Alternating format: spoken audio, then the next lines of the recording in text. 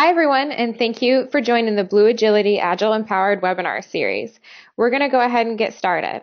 This webinar, Empower the Team with bluejazz, develop on Cadence with SAFe Agile Planning, will take a deep dive into SAFe at the team level and how bluejazz can support your implementation.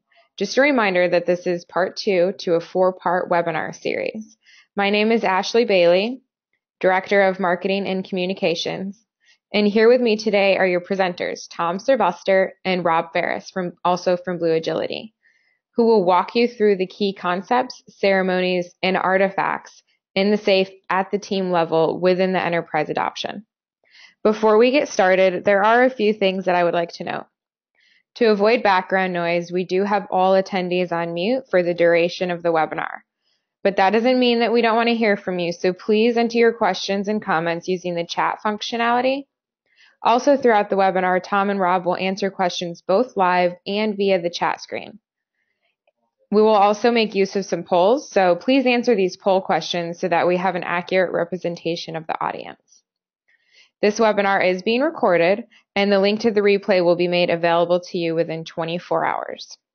So, without further ado, I'm going to go ahead and hand it over to your first presenter, Rob Farris. Rob, go ahead.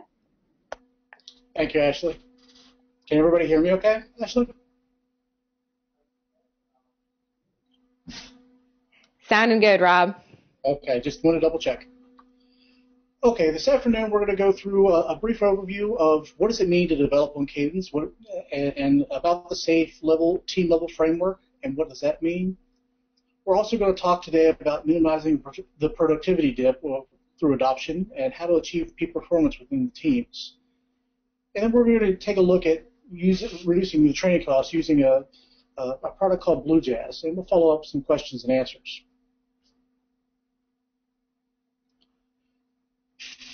So the things to think about. What is this thing they call develop on Cadence? Well, we're going to look into that a little bit and define what it is.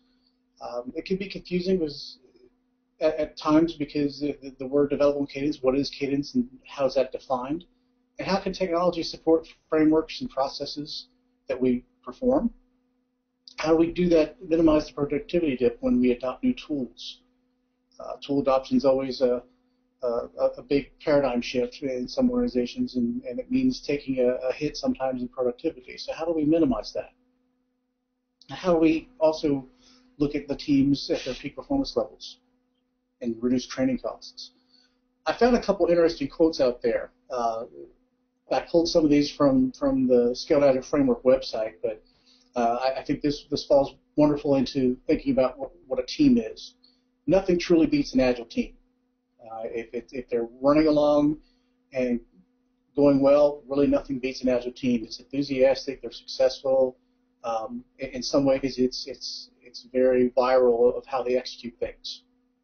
And then there's another quote from Ruby Vera that I also found out there, and it holds true. And I like this. When you're part of a team, you stand up for your teammates, and your loyalty is to them. You protect them through good and bad, because there are bad things, because they do the same for you. And I think there's two important things to think about when we're thinking of the teams. So let's talk about this thing called develop on Cadence. What does it really mean?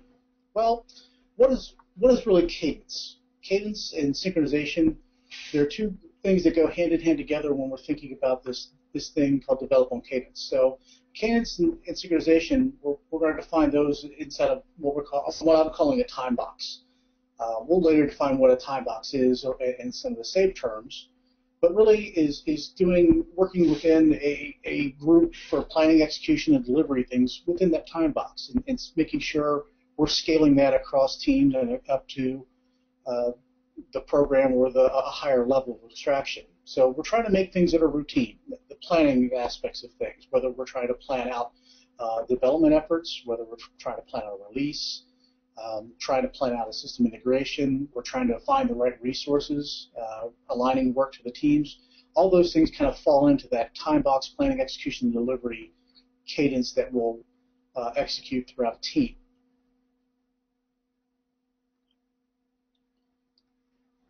So in that planning aspect of things, this thing called a PSI, or a program increment, it's a time box. Remember, we talked about the time box, and what we're trying to do is frame everything up in the SAFe world through this thing called a PSI, or a program increment, that gives us that time box that relates to some type of value. It's not necessarily release planning, but it gives us a way to plan, roadmap, implement, and measure things across the life cycle of a program. What this allows us to do is give us a routine that we can follow on and start to be able to predict work through, and lets us align the teams to a common goal or a common mission.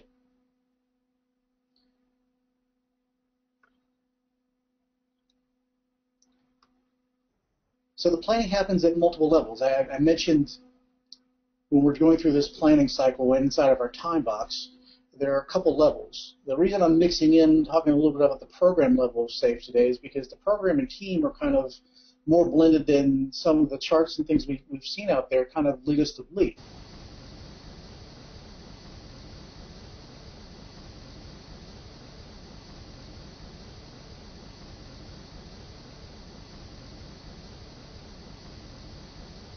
Rob, we seem to have lost you on sound. Value that we can promise or commit to making happen out the door. Hi, Rob. You're doing great, but we lost you for about 30 seconds there. Your audio went out, at least it did for me. Okay. Sounds good now, so I'm not sure what happened, but there was a bit of a glitch if you wanted to back up just a little bit and then keep moving forward. Sure. So I'm going to step back one slide. And make sure that we whoops. Perfect. Thank you. Is this where you lost audio, Ashley? Yeah, towards the end of that. So. Okay. Great. Thanks. Okay. I'm going to repeat some of the things that I mentioned about planning through the time box, called, some people call them a program increment, or something that's potentially shippable. But really what we're talking about here is that time box.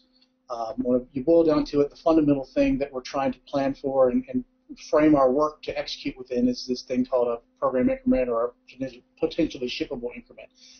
Those are the terminologies through the SAFe framework that happens. Usually it isn't necessarily a release that happens. It usually gives us a time box to roadmap what we're expecting to get done, what we're committing to deliver, how we're going to implement it, and a way to measure back. Did we really do what we intended to do? It gives us a routine, and that's part of that cadence, is having something in the cadence that's very reliable and very repeatable, that we can be able to align that work to all the teams, and that goes from the team level to the program level, even up to the portfolio level, to align that work to a common mission to make sure we're all moving along continuously. When we time box things, it also gives us a couple of advantages. To limit the deviation, which means really it doesn't let us get off track. We're focused on a handful of core things that we're focused on and committing to execute to get done. And the business expects us to do as well, to get those few handful of things done, and we're all in that same cadence and marching forward together within some type of time box interval.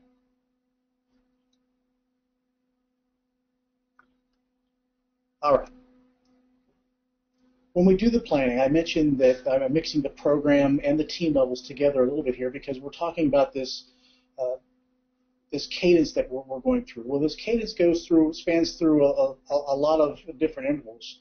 So releases, figuring out when releases are being done, planning out when to expect a release. Just because we're at the end or we're coming up to a certain point in time for a program increment, does that really mean we're ready to release?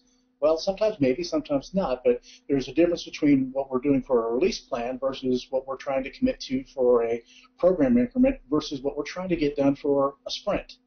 Teams are going to be worried about what they're trying to get done within the sprint. The program's really worried about more of the program increment or the potentially shippable increment, and then overall release planning is what's being really delivered out there. And it all fits in that time box within that cadence, if you will. What this is going to help us do is align the business owners and the teams and the program teams to a set of objectives and team objectives together. And from the graphic here, we see I just pulled some things down to help us visualize that. We have a view of a roadmap and a vision for what we're trying to do to develop this to-do list, this program backlog of what we're trying to achieve. The business owners can take that information and facilitate it down through the teams and do some type of release planning so they can spread that work out among the teams and distribute it appropriately so that the teams can develop their own objectives, create their plans for how they're executing things within their own time boxes, and in the end result, develop their backlogs to execute against.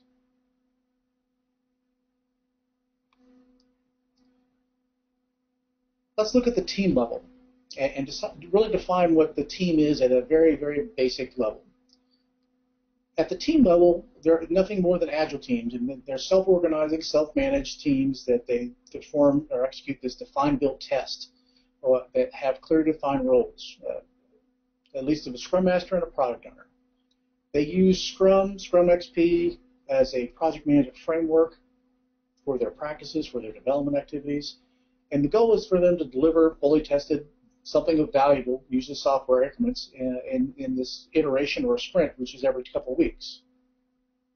So I've highlighted here, this is from the SAFe 2.5 picture, but I put the program in there too because really they're more blended than we really think, as I mentioned earlier.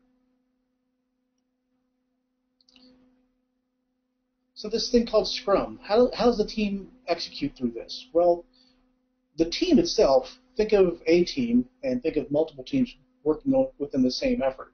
We've got so many items to list, another team B has so many items to execute against the same program, if we're thinking along those terms. We have a set of work that we've defined and planned for and have a backlog to work against. And we've divided that up and tasked things out and made it into some type of sprint activities that we can execute to do the define, build, and test, and manage those activities to produce that value, that working piece of software. And at the end of that time box, and at the end of the sprint, we're trying to demo and perform some type of retrospective.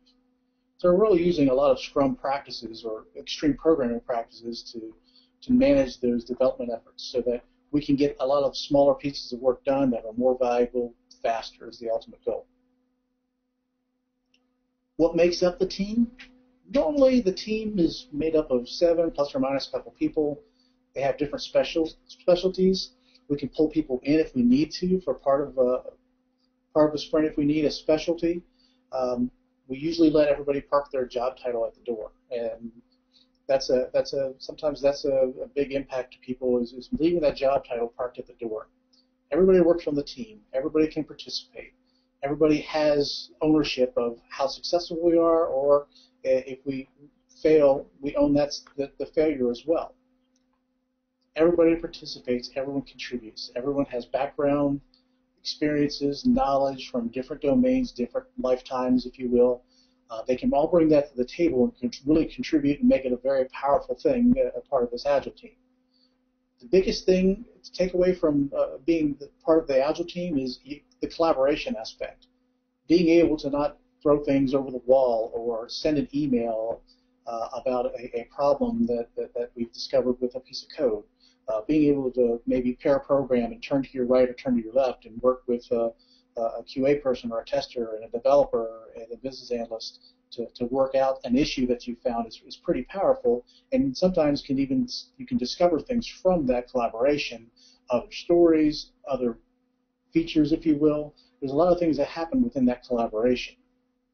When everybody feels empowered and charged, again, they get excited and it's viral, and people really notice the happiness that can happen. So what do teams do? Teams go through this cadence, if you will, of a plan. For the teams, they're doing it at a much smaller scale. Instead of maybe 8 to 10 weeks of a program increment, they're worried about the next couple of weeks and defining what they can commit to. So their goal is defining what stories can be completed, what can be built, and within their time box. That's the overall goal. But how do they go about doing that? Well, they're working within the team, the Scrum Master, Product Owner, and the development and testing and defining and team themselves. They're defining how they're going to take on the stories and how much they can take on. There's a whole science behind defining velocity and capacity and all those things, but they have to come to a conclusion of how much can they really get done within that time box, and how are they going to prioritize that, working with the product owner. They may get a priority from the backlog themselves, from the program backlog priority. There could be specific events or milestones or some type of release that we're trying to work toward that prioritizes the work. They have to coordinate things across other teams. We may be working on a piece of software that requires another team's commitment and execution to get their piece done, so we can actually do some type of integration test and integration build to be successful. The reason we're trying to manage things in smaller increments is we're trying to determine how much work in process that we have, that WIP limit.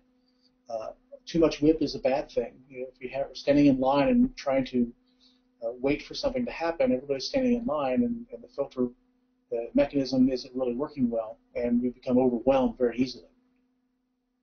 We also have to plan that capacity for defects and maintenance and refactors and things like that all go into that fold to develop that process.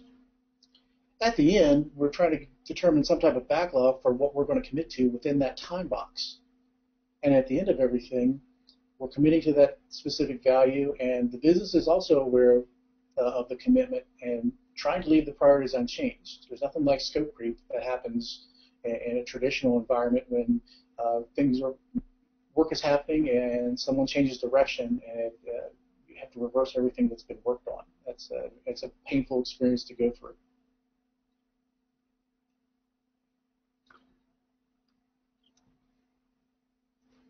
So the team backlog, pieces and parts of the team, that collection of all the things that team needs to do. So the program level has a backlog of set of features / stories and things that have to happen. Well, the team's taking on some of that work as well.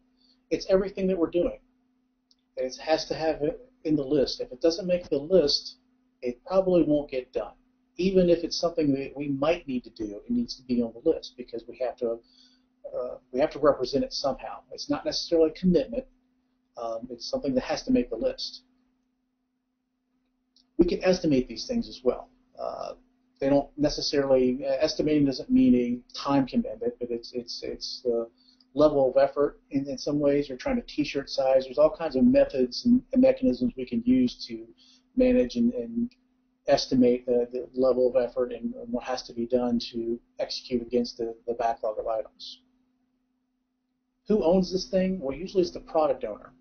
In the SAFe context, it's definitely the product owner, and the product owner is integrated into the team as well.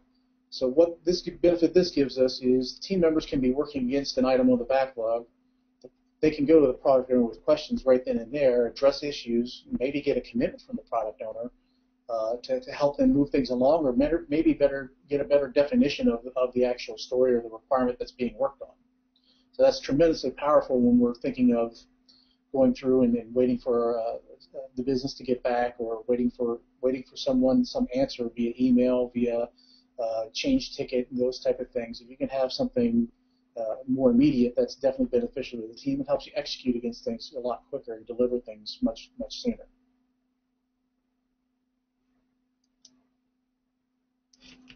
When we're running against the sprint itself, having that collaboration and communication, being able to reach across the aisle or stand up and look over the cube and grab the person next to you, or better yet, being able to sit at the same table with everybody and have that communication.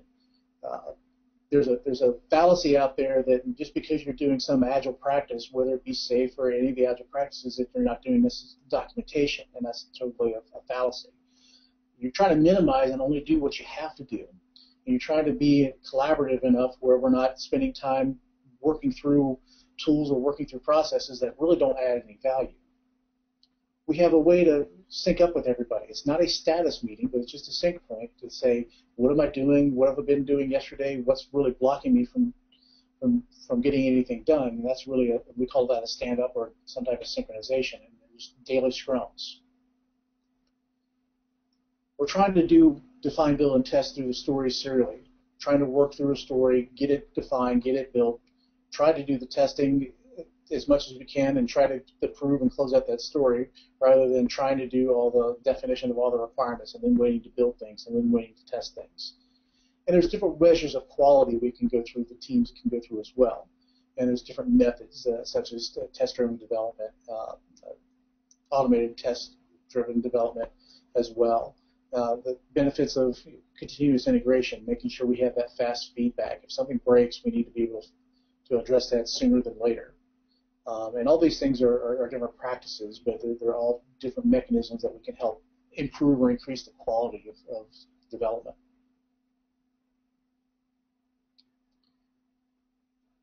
I mentioned Cadence earlier, and we'll go back to that planning piece of it. Right in the middle of the sprint, during the sprint, we have these sessions. We're going to stoke the engine up for the backlog. We need to make sure that we're actually focused on things that are maybe coming up, give us time to facilitate or sleep or digest the upcoming stories and resolve dependencies and issues. Gives the team a chance to understand what's coming and maybe plan for reuse for some of the items that they're currently working on. The acceptance test-driven development, foundation for test automation, those type of things are beneficial from a refinement or a grooming session. We can also start to estimate future features, future stories, and it's always going on. There's always backlog grooming sessions happening throughout the sprint. There's usually a couple times a week the team participates in this, and they go through and understand what's coming up next. It's not really a planning session so much for the next sprint. It's just understanding what's in the list, what's in the to-do list. Is there anything new? Do I need to refine anything that's out there? Is there anything coming up that may impact things that they're working on right now?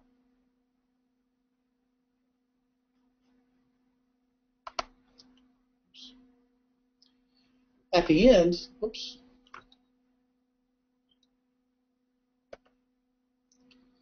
At the end of this time box, there's usually some type of delivery, demo, and the team themselves will go through and demonstrate their work and then perform some type of retrospective. And it's really, how do we do things better? How do we become more effective with things? So I put up here a little agenda of what could happen during a retrospective. And it's really of, did we meet our really goals? And that's the quantitative thing. Did we do what we committed to do? And grab those metrics, and whatever we decide those metrics are. There's no necessarily guidelines. Did we execute what we really needed to execute is what I try to use starting out with teams. And there's the qualitative part where at the team level, we'll sit down and we'll discuss what went well, what didn't go well, and what we can do better the next time. And part of that is what I like to do is pass out index cards and give everybody a handful of index cards, and I'm going to let them write down a few things of what went well, what didn't go well, and we'll sit down around the table and discuss and group things together, because we'll find a lot of things will fall into that common bucket of common areas of what went well, what didn't go well, and what we can do better, and take that and learn from that and target that for the next sprint. We even take some of those what we can do better next time and put those up on a scrum board in a room where we all do our stand-ups and make sure we're kind of measuring against some of those things we're trying to improve on.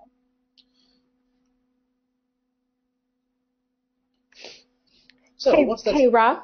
Yes. Before you go any further, if you wanted to jump back the slide you were just on, we didn't get any questions that come in, but just looking at this right now, I'm thinking, I wonder if you could talk a little bit about if you see any patterns consistently through teams when you're doing this retrospective on what went well, what didn't, and what we can do better next time. Is there any sort of things that you see a lot, especially for maybe what didn't go well?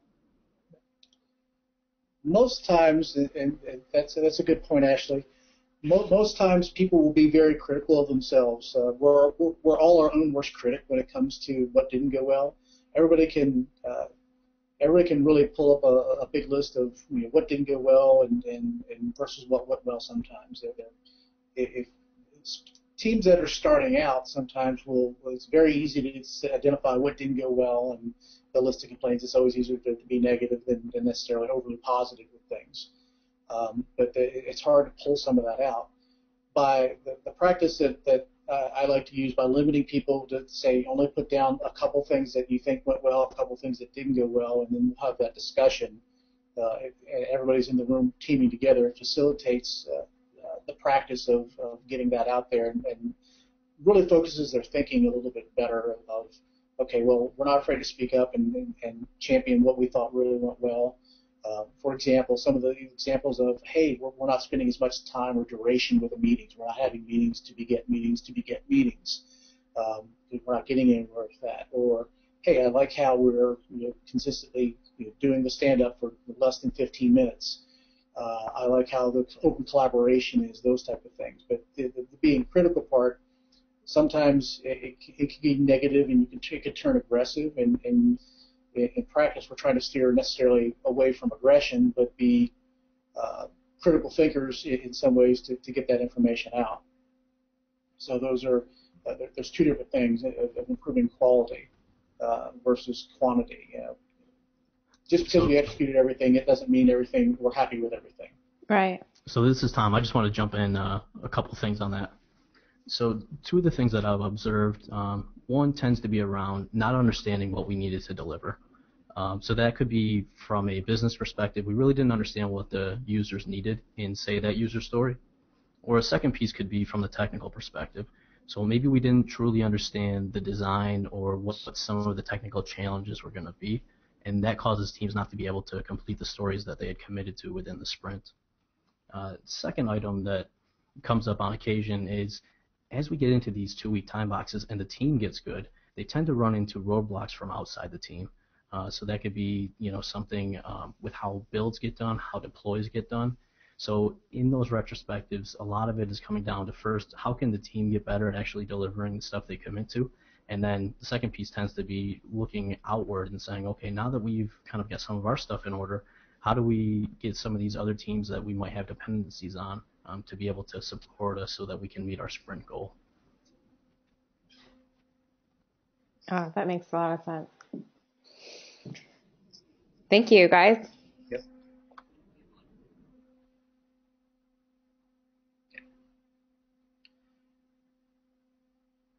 So to sum up what we were talking about, the developable cadence, it's a cycle. It's the cadence and the synchronization. It's like a shampoo bottle where you shampoo, you lather, rinse, and what's the last thing we repeat? So we're repeating that cadence at the program and team level through regular planning, regular execution at regular intervals.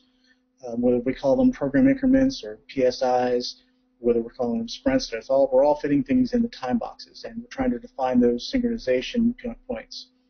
And synchronization allows us to have these dependent events to happen at the same time across all the teams. And if everybody's on that same cadence and everybody's following the same time box and following the same principles and processes, it allows us to become more routine things. And routine, when things become routine, they become practice, and you're executing things down the road. Not to say that they can't have time bumps or bumps in the road as you go down the agile train, if you want to think of it in those terms. But it's just the developable cadence is the repetition and the cadence and the synchronization are the key things to think of when we're talking in that concept. I'm going to turn it over. If there's no other questions for me right now, I'm going to change presenters to Tom.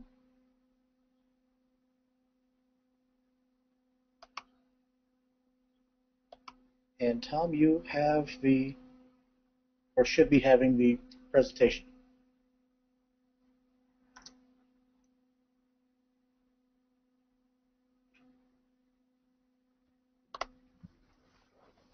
Okay, so before I jump in, are there any questions on anything that Rob had talked about? I know there's a lot of content there in 20 minutes.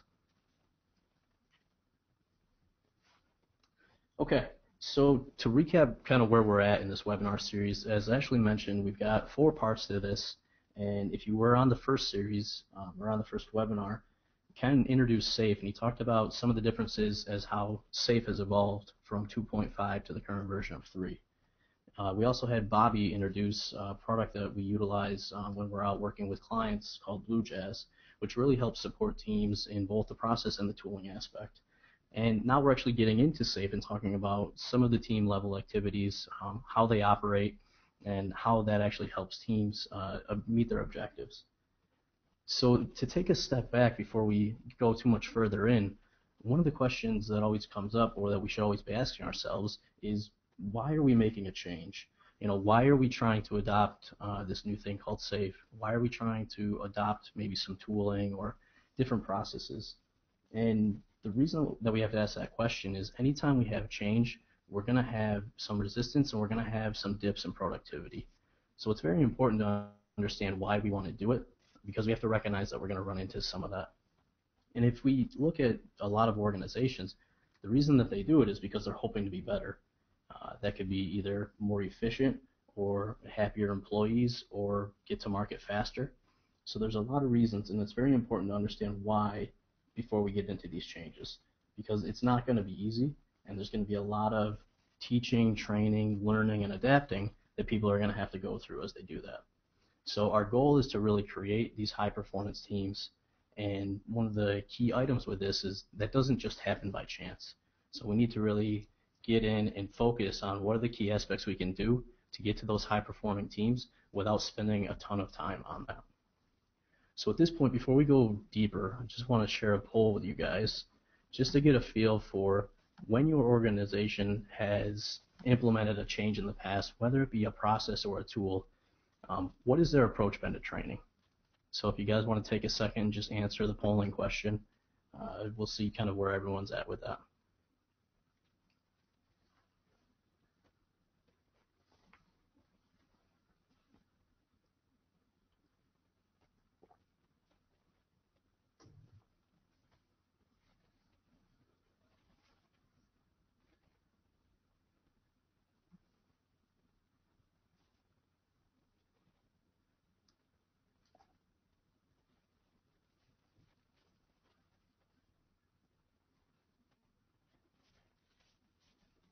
Okay, we'll give about another 15 seconds for responses.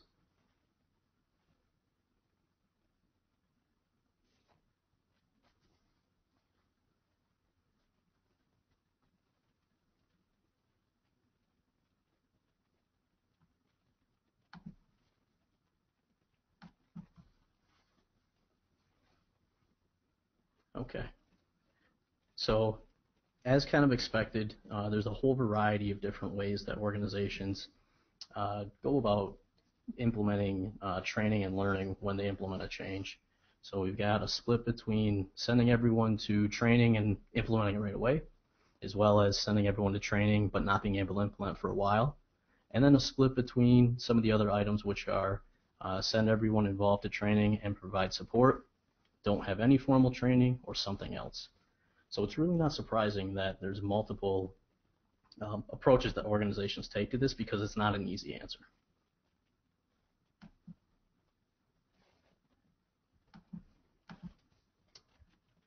So as we look at this, the question comes up is, what stops us from getting to peak performance if that's our goal? Some of the items that we just asked in that poll actually are contributing factors to that. So in some cases, no training is provided. Organizations just tell people that they're going to implement something new and expect people to learn that along the way. Tom, I'm going to interrupt you for just a second. I think you may need to resize your screen. I think the slide is kind of cutting off there at the bottom. Folks are having a hard time seeing it. Okay, one second.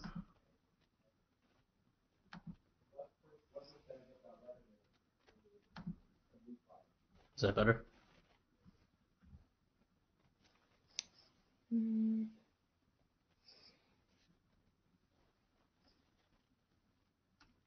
Are there 4 bullets? I'm seeing 4 bullets. Is there more than that? Yeah, there's 4 bullets. Okay, I think that's good. Okay. So in some cases, organizations just have people go out and try to learn as they go without training, which some of you guys seem to have experienced. In some cases, there is training, but there's not ongoing support afterwards.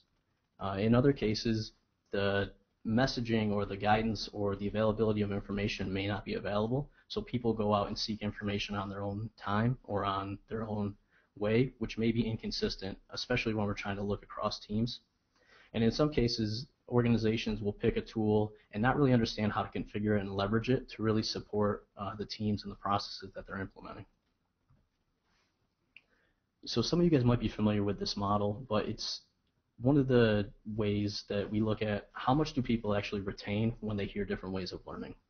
So you can see that up at the top we have some of the lower effective ways, reading and audiovisual, and then as we go down and get into demonstrating, discussing, actually doing it, and then teaching others, those increase quite a bit. So as we look at how do we train organizations and how do we have learning so that people actually retain the information and can go out and use it, we want to keep in mind that there's a variety of different ways that people can consume that information. So this comes back to the point of, is there a difference between teaching and learning? And one of the quotes that I want us to look at is, we learn at the edge of what we already know. So if you think about it, when you go into a new situation and you don't know anything, it's typically hard to retain a lot of that information because you're just trying to get a context for what's going on. So if you contrast that to, if you know a high level of information around something, when you go in and then learn about it, you typically grasp it a little bit better. So if you think back to when you were in school, typically the teachers gave reading assignments where you went, got kind of a high level understanding of the information, and then you came back and discussed it as a class. So as we get into learning, we want to look at what are those things that we can do to actually retain that information, and understanding that people learn in different ways. We want to have multiple experiences so that people can get that. So for the people that said their organization sends them out to a training class at the beginning, we have really what's focused on teaching. The teacher has the knowledge, they push the knowledge to you, and hopefully you retain it. But the struggle with that is learning isn't a one-time thing. It's really a cycle, and it comes from a variety of different sources. So if we look on the right-hand side where we really are creating a learning experience, we're looking at getting information not only from a teacher, but also from talking to people, from searching, from watching videos, from doing, from reading. So we really want to kind of go across to make sure that people have a high-level understanding, but then support them along the way with some of this different information. Another downfall of just training on its own is that typically training is done separately from actually implementing. So you learn in one context, but then you have to try to take it back to your organization and put it in play in a different context. Sometimes the training can be very theoretical, and then when you go and try to take it back in, it's not applying the same to the situation. And then really the third part is really understanding how that training and the stuff you use applies back. And a lot of that comes through actually implementing it and then learning as you go and working with the team members around you. So at this point, I want to introduce bluejazz, or if you were on the first webinar, I'm going to reintroduce it, but I'm going to take a little bit of a different spin on it. So bluejazz is a product we use to support organizations when they're going through and implementing SAFe and then implementing maybe some tools to support it. So if we look at bluejazz, what we've tried to do with this product is cover all those different types of learning so that people can learn at their own pace and have ongoing support as they do that learning journey. So it's on demand. There's text for people that like to read. There's video for people that like to listen and watch. There's flow diagrams, instructions, step-by-step guidance, and then we'll touch on at the end, we actually integrate with Watson to have a virtual assistant, which is pretty cool stuff. So we've got this big picture of the Scaled Agile framework, and one of the things that I at least see when I look at this is it's very overwhelming. There's a lot of pieces to it, there's a lot of moving parts, and when you first come in, if we go back to that quote of you learn at the edge of what you already know, it's very difficult to kind of piece this all together and understand what does it mean and how does it apply back to me and what I do every day. So if we break that down, we start with the building blocks. So one of the building blocks is the roles. What are the roles that we're talking about, some of which Rob introduced earlier? Within bluejazz, you can go in and focus just on the roles, and it actually highlights those in the SAFe big picture. So we can see we've got product owner, the scrum master, and the developers and testers. So for each of the roles, we can go in and actually read a description, as well as watch a video talking about what that role really is. If we switch over to the next building block, we have the ceremonies. So once again, now the ceremonies are highlighted on the big picture, and we can see what are iterations, what are HIP sprints, what are the demos and retrospectives, and again, in the same format, be able to read or listen to an overview. And then if we go into the final building block, it's really the artifacts. So you might have heard the term backlog, you might have heard the term user story, but what do all those things mean? Once again, you can read through it or you can get a video overview. So now you've got those building blocks, and we want to start connecting the dots. So if you go into this guided demo, this will then allow you to see, let's say for release planning, a basic agenda of what a release plan would be, as well as a virtual representation of what a release planning session is, so you can actually see real-time people doing that, as well as an overview of what that description is from Ken. And then if we go into the next piece and we get into actually wanting to see it being done, say using a tool, we've got these flow diagrams that help understand where you are and then what those steps are. So in this case, if we look at, we're trying to populate sprints, we can see that we first want to identify our goals, review the historical team capacity, and so on. So the first step of this would be watching someone else actually implement this in the tool. So in this case, we can see a video, and we can see that there's video overlays as the tool goes through, calling out the different pieces of what that person's doing. So this is very good to kind of get that high-level overview before you get in and actually do it yourself. And this next part is what I really love. So now that you've watched someone else do it, you can actually get in, do it live on your own instance of, in this case, we're using IBM's Rational Team Concert, but this can also be utilized for other tooling such as Rally version 1. But what you can do is you can actually get in, navigate through, and have a guide to tell you where you should click next and what you're going to actually do.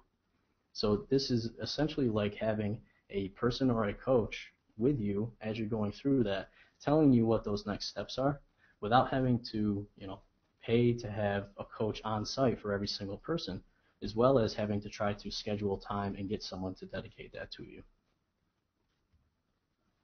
So at this point, I'm going to jump over and actually show you guys a little bit of a live demo of what bluejazz actually is.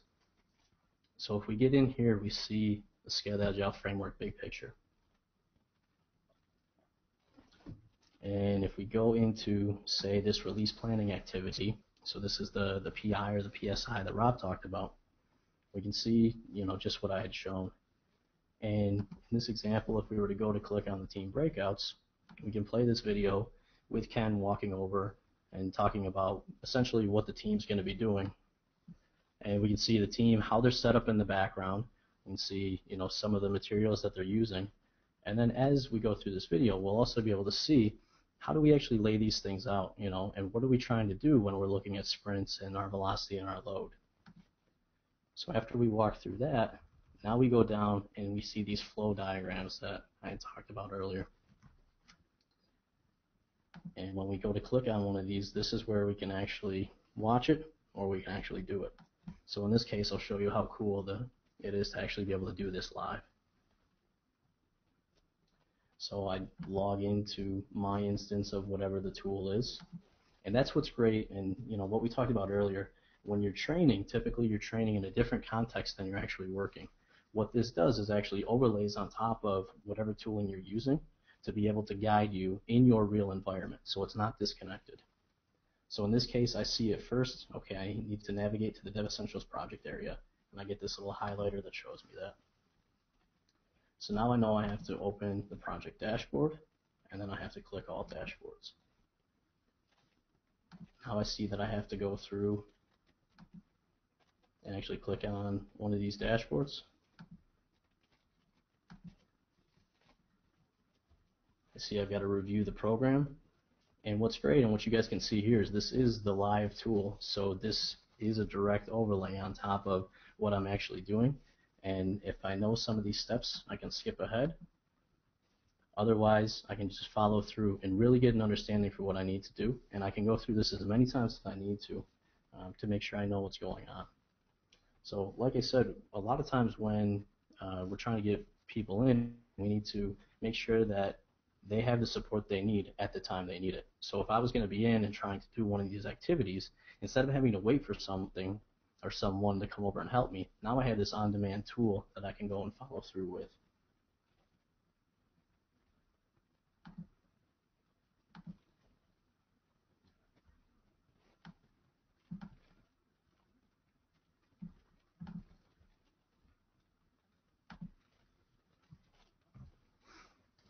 And so one of my other pieces that I'm really excited about with this tool is this concept of Watson Virtual Assistant that we've tied into. So if anyone has heard of Watson, or if you haven't heard of Watson, Watson is this essentially supercomputer that IBM has created. And a couple of years ago, it was on Jeopardy, and it actually faced off against two of the reigning Jeopardy champions, so Ken Jennings and Brad Rutter. And what was pretty amazing was Watson actually beat both of these champions in terms of answering Jeopardy questions. And what it does is it takes a question in and then goes out, does a whole bunch of searches, and figures out multiple answers and then weights them based on what it thinks is the best. So what we've done, once again, I think is really cool, and I'll show you guys a live demo of that as well, is we've actually integrated Watson into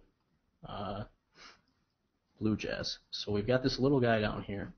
So let's say I'm working through something, I've gone through all these items. Hey Tom. I have a question. Sorry Yep. for interrupting you one more time. I think the screen still needs some adjusting. For some reason, it's too far right. We're missing the right side and the bottom portion. So I'm not sure if there's a way to reset your screen. I'm not sure offhand.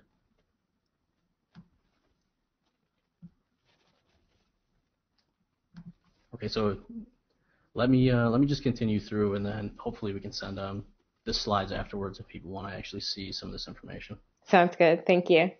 Okay. So in this case, let's say I'm going through and I'm working on decomposing the features. But I still have a question on, what is a user story? I haven't got that from all the stuff I've done so far. So what I can actually do is go into here and ask Watson, what is a user story? And Watson will come back with an answer for me. And what's great is Watson actually comes back with several answers. So I can see in this first case, Watson's come back and says, here's the definition of a user story within the Scaled Agile framework. And I can scroll down and actually see some information and get some text on that. But if that's not really what I was looking for, now I may be able to look at some of these other answers that might actually get what I'm looking at. So I can go down here and see, okay, well, there's a user story that could be for a system. Or how do I invest in good user stories using the INVEST acronym? So Watson can give me a lot of supporting answers that might not be part of the tooling out of the box. And then just to show another example of that, we could also go through and do the same thing for, say, a technical story, or any other questions that the team would have as they were working through and coming up with actual questions based on their experiences.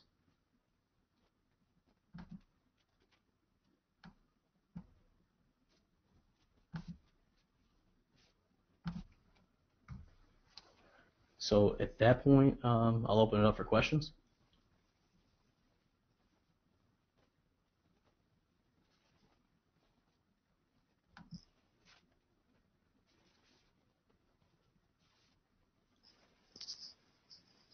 I'm not seeing any come in.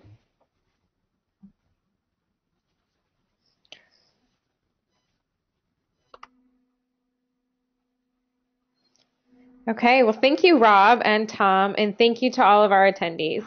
We know that it's not always easy to carve just an hour out of your workday. It's our hope that you not only learn some new things to bring back to your team, but that you are excited about the content that was shared. Just a reminder that this is the second webinar in the 4-part Agile Empowered series. The third webinar, Empower the Program with bluejazz, Bridging the Gap with SAFe Agile Planning, will be held Wednesday, October 22nd at noon Eastern. And in true Agile fashion, we do shape our webinars based on attendee feedback and inspect and adapt accordingly. Please do take a moment to fill out the short survey. And once again, thank you, and we hope to talk to you all soon.